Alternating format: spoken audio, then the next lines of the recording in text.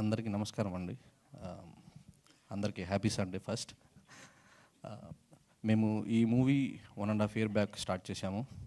So finally ప్రేక్షకుల ముందుకి November 14th వస్తున్నాము.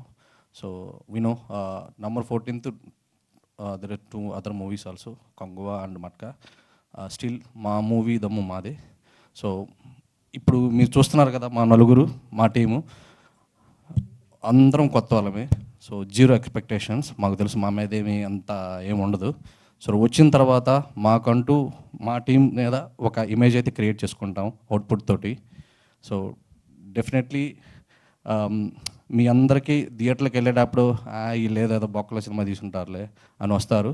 వెళ్ళేటప్పుడు నీ అమ్మాయి ఎక్స్పెక్ట్ చేయలేదు వీళ్ళ దగ్గర నుంచి అవుట్పుట్, ఈ మాటతో అయితే వెళ్తారు. అది మాత్రం డ్యామ్ షూర్గా మేము అష్యూర్ చేస్తున్నాము.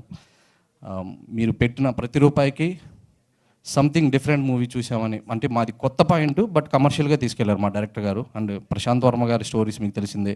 ఆయన మనందరికీ వెళ్ళే మ్యాథ్స్లో ఎక్స్ అనుకుంటే ఆయన ఎక్స్ ఎందుకు అనగలి, డిఫరెంట్ అనుకోవచ్చు కదా అని థాట్ ఆఫ్ బ్రెయిన్ అయింది.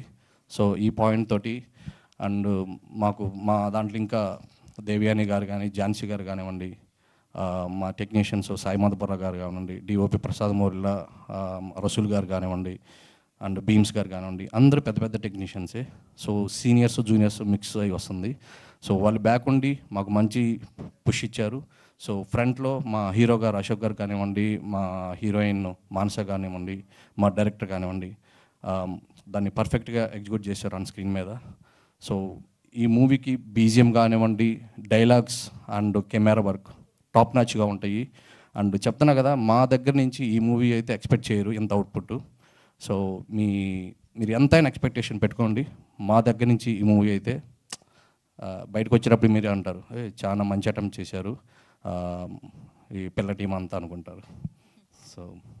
సో November 14th చూసి మాలాంటి కొత్త వాళ్ళందరినీ ఎంకరేజ్ చేస్తే ఇంకో 2-3 మూవీస్ తీయడానికి మాకు ధైర్యం వస్తుంది, కాన్ఫిడెన్స్ వస్తుంది.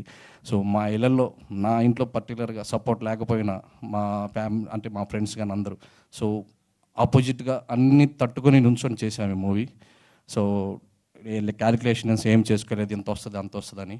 సో మూవీ చేయాలనుకున్నాం, చేసాము.